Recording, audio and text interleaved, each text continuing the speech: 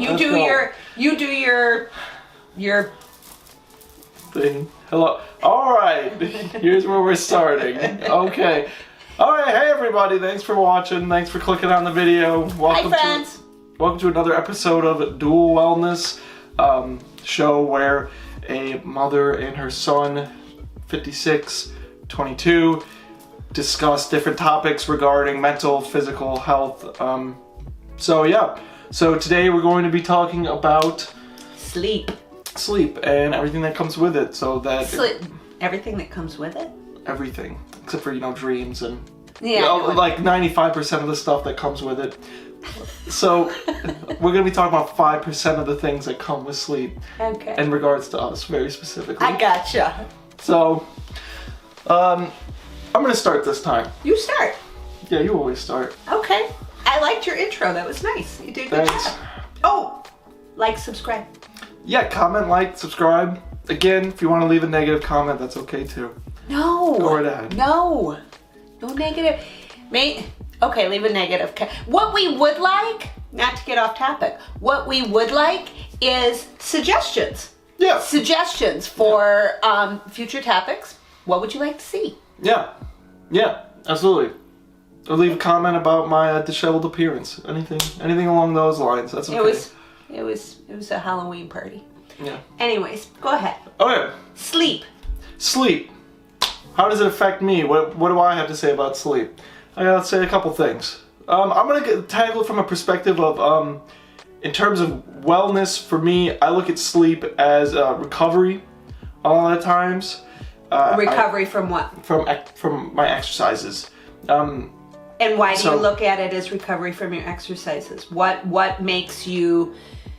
Why is sleep so important for recovery for your exercises? Right. So I work out not insanely hard. I'm not crazy with it. I'm usually in the gym for about an hour and a half to 2 hours a day, 6 days a week. So that's a lot. Yeah, it's a decent amount. Yeah. So that puts your body under a lot of stress. It tears your muscles apart. That's what you're doing. You're tearing down little fibers in your body, and then they need to recover, and you're telling your body, I need you to send more mass and energy and resources to this location because I use it. And when it does that, when your body does that is actually when you're sleeping. So sleep is where you build all the muscle. Working out does not build muscle. You can it tears your muscles. Yes. Yes. You could work out for 6 hours a day for your whole life and sleep for 4 hours, and you probably will see less gains than somebody who works out 1 hour a day and gets 8 hours of sleep. Like good sleep. And this is based on scientific fact.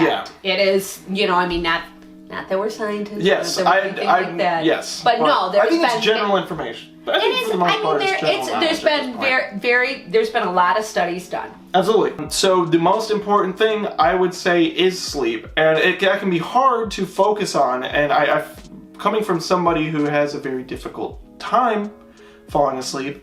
Now, and here's where I'm going to hop in. Yeah. Everything. So absolutely. Just historically, the majority of people in our family, I don't know if it's genetic, I don't know if it's, nature, nurture, whatever, but we all have battled insomnia. Yeah, like severe insomnia. It's so bad that it's like, if we don't take like aggressive action to stop it, we will stay up for like the majority of the evening. Full night, for like days. I could reasonably stay up for 2 days, straight, easy. Which is 3 days. Horrendous. Yeah. Horrendous. That's when it starts doing. You start going crazy. You start seeing things. You do. Yeah. You do. And you literally start seeing and hearing things. It's scary. That is valid. Really it's not good. You lose track of all time. It's very strange. So historically that has been something that we as a family have always tried to work really hard at combating, because while we all suffer from insomnia and stuff like that at different periods in our life, then there's histories of mental illness and stuff like that, and a lot of times those things go hand in hand. Right, yeah, absolutely. Anxiety and yeah. stress is, usually what causes it, and then it's a feedback loop. You have so much anxiety not being able to sleep that you then give yourself anxiety throughout the day. It just feeds into each other. You stress out about not being able to sleep. So throughout the whole day, you're worried about it. You're worried about nighttime, and then during the day, you're worried because you didn't sleep. Well, and what's really horrible is a lot of times what happens is you get tired during the day. Yeah. You know what I mean? You get tired during the day, so especially if you work during the day, you try to combat it with massive amounts of caffeine. Which also increases anxiety. Which increases your anxiety and stuff like that.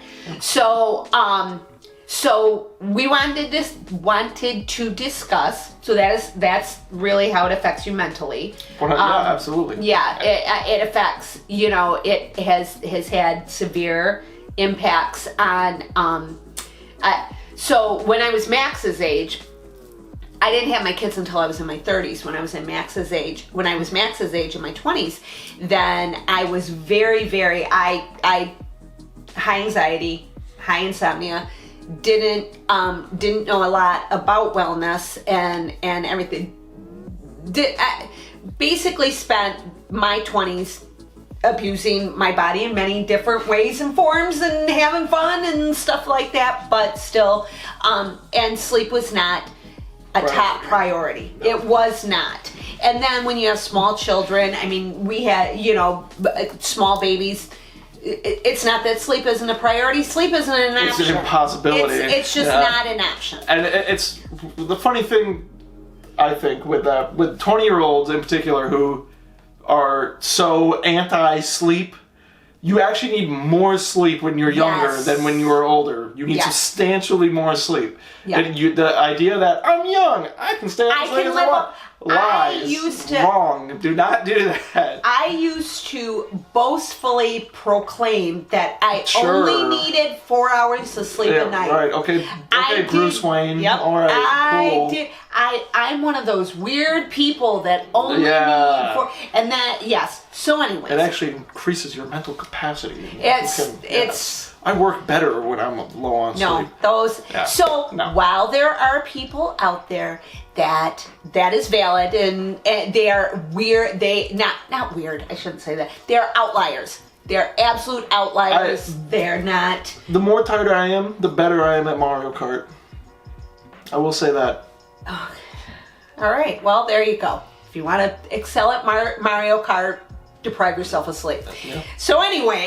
It's true. Give it a shot. So for me personally, what I did to solve a lot of this is you have to get into a mindset where you are enjoying your nights. You have to get into a mindset where you are relaxed and you are cozy. You're not thinking about a ritual? No. I think the most important thing for me when I actually get really good sleep, because it's very hard for me to take a nap, right? Yeah. But when I do take a nap, it's usually when I'm laying on the couch and there's the TV is barely playing in the background. It's kind of warm, kind of cold. I slightly have a blanket on. It hits all these marks, and I'm not thinking about sleeping. Then I just float away into sleep, and those are the best sleeps. It's because I'm not building it up in my mind as I need to fall asleep right now. If I don't fall asleep right now, work is going to be miserable. School is going to be miserable. So what you're saying is having the ability to relax. Yes, you have to be able to relax. You have to be able to say, you know what? I'm just doing my thing right now. I'm chilling out. If you want to watch a YouTube video or something before you go to sleep, that's okay. If the act of reading a book stresses you out more than watching the YouTube video because you have in your mind this huge event of I'm reading a book to fall asleep. I need to do this to sleep. Yeah, oh my God. Yes, you're not going to fall asleep. You're going to be stressed out.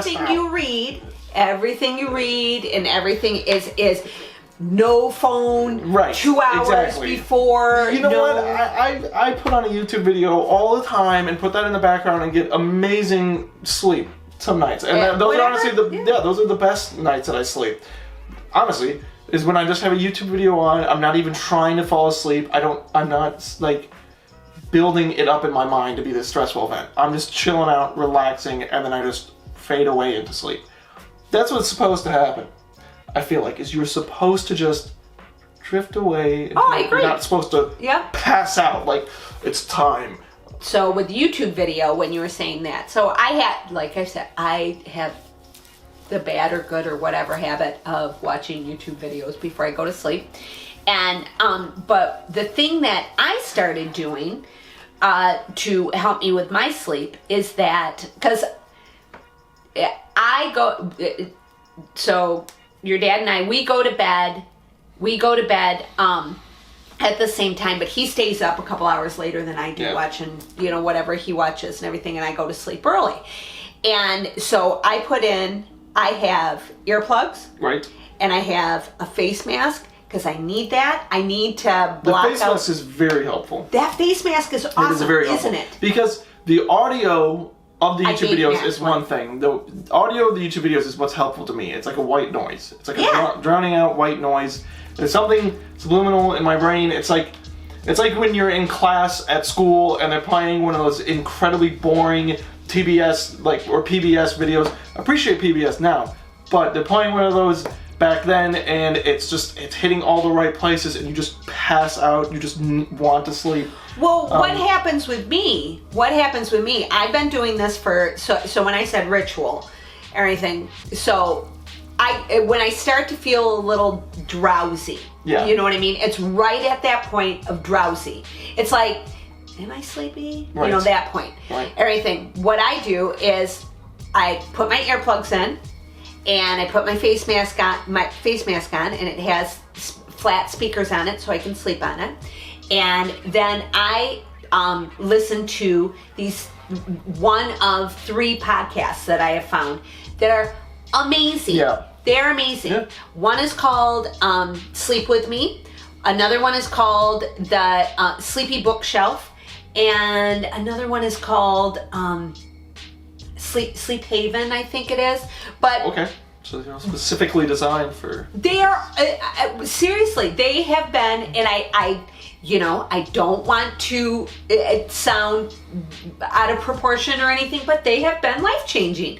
They absolutely, and what happens is when I hear those podcasters' voice, since I've been doing it, because I've been doing it for about 2 years now, and right when I hear their voice, like I was talking to you about it the other day, I never get past the introduction. That is impressive. And not because it is. It's something in your brain that clicks. It's like, all right, it's time. Yep, I have set up this ritual, and I get through it now. I watch like 4-hour-long video game analysis videos that are just like too long, and it's like I don't need this much information about this game, and so that alone is just like, all right, I want it, like I need to sleep, like I can't watch all of this. Oh, that's awful. Okay, they're good videos, but yeah. So anyways, so I do that. I have there's some supplements that I take that are important. Once again, not going to discuss dosage, not going to discuss anything like that. I've been a long time melatonin taker. I am trying to I don't know if I want to wean myself off of it. I don't know. I'm trying to really reduce my doses. I know you did. I know you did. Yeah. But no, that's fair. I'm just saying it wasn't even like a conscious decision. I just stopped buying it and wasn't even really thinking about it. And I don't take it anymore. Before I was like, I will not be able to sleep without this. Yeah. And honestly, if anything, all it's really done to me so far is this is strange that this is the case. A lot of people say that this does happen. I just have less nightmares. Oh. Like I have substantially less nightmares. I have less weird, freaky dreams. Oh, that's interesting. So, yeah, no, melatonin never did that to me. And if it, I can understand that. There was medication that I had to. So another thing that I take is I'm on hormone replacement therapy, which again, not going to discuss dosage, not going to discuss anything like that. You're on the TRT, huh, Mom? Yeah, I Taking steroids, huh, Mom? Yes. Anyways, Yeah. so you take progesterone at night. Progesterone has a sedative effect, everything. So that, and I take magnesium. Right. I make sure I take magnesium at night. So magnesium has a relaxing effect. It is something that it helps your body. It absorbs well at night. All that stuff is good for you. So I take that. Here's what I struggle with. What's that? Here's my latest struggle. Being someone that needs hormone replacement therapy because of menopause, all that fun thing. Okay. Holy frickin' night sweats. So I have night sweats. It's horrendous.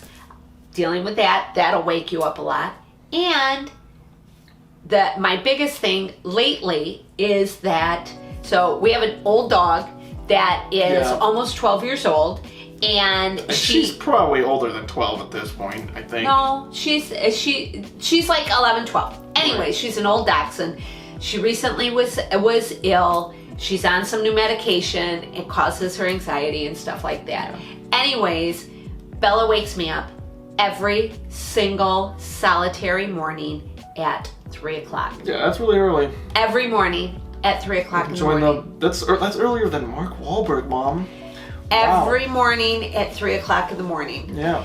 So, and unfortunately, what happens with me, everybody's like, well, just, let her out and then go back to bed. You can't go back to sleep, I cannot. Once I'm up, I'm not one of those people that gets up multiple times in the middle of the night to go to the bathroom or anything like that. I never do. So once I'm up, I'm up. Yeah. So that has been the last 2 months, so that has been a struggle. So what I finally decided to do with that, because sleep is so important to me, Right. is what I'm doing with that now is instead of, I'm going to bed super freaking early. Yeah. Going to sleep. Yeah. No, going to sleep. Yeah. Yeah, going to sleep. Really. You gotta do what you gotta do. Really early. To adapt to the world. And that's the thing. It's again one of those things where you have to choose what you're willing to sacrifice for your goals. She doesn't understand. It's not only that, you have to choose what you can control. Yes, yeah, I exactly. can't control. Right. I can't control my old dog Yes. needing to go outside at 3 o'clock in the morning. I can't control that. There's nothing I can do. But of course you want to, help her. And I want to help her. I mean, I can't. I could be mean to her and scream and yell at her and stuff. I would never ever do that. So this is it's one of those things that it's like if you have a job that you have to wake up at 6 a.m. and yet you're like, well, I don't want to go to bed at 9 p.m.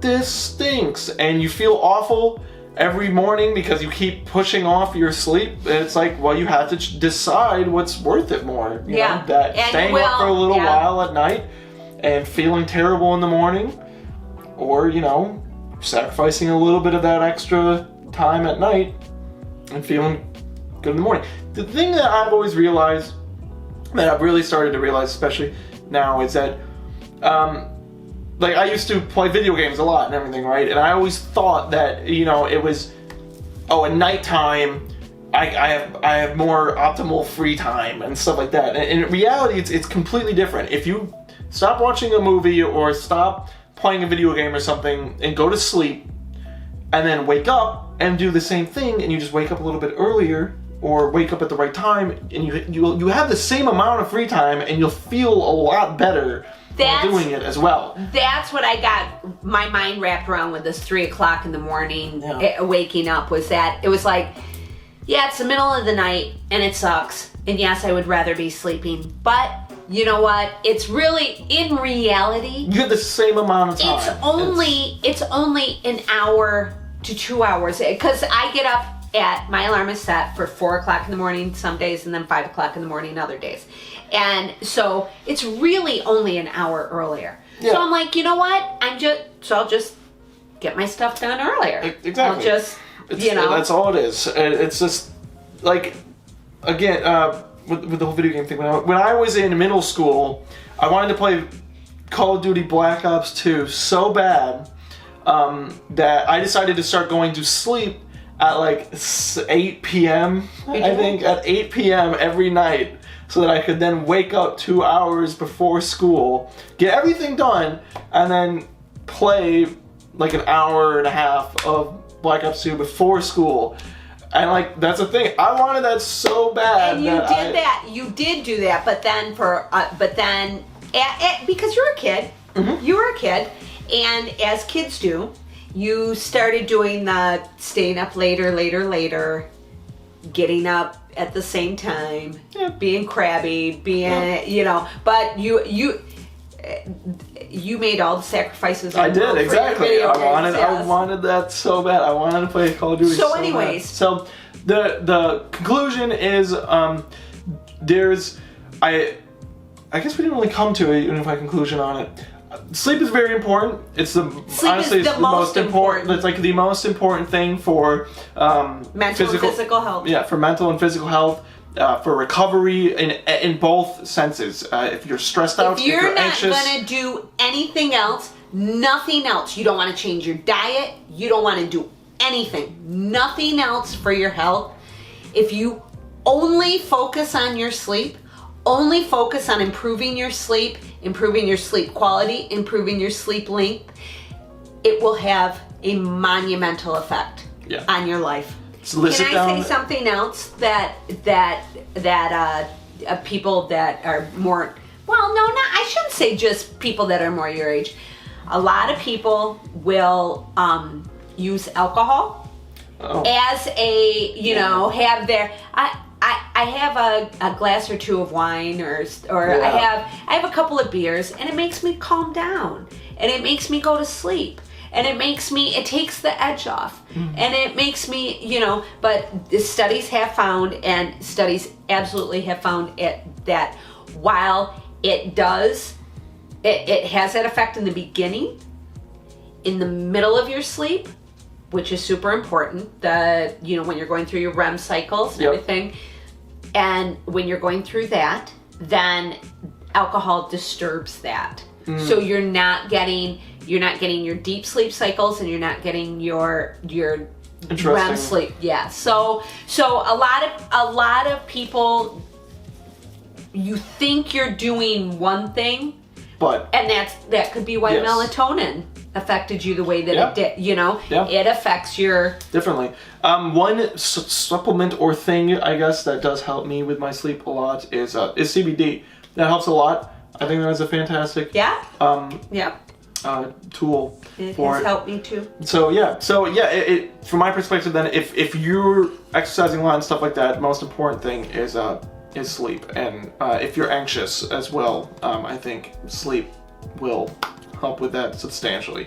Yep. All good? I think that's all. Thank you again for watching. Thank you very much. Again, if you have any recommendations for us, you can leave them in the comments down below. Please like and subscribe, share the video, anything like that if you enjoyed it. Hey, look at you. He's just saying it all. There you go. All right. Okay. Thanks for watching. Bye, everybody. Bye. Also, check out this shirt. Nice.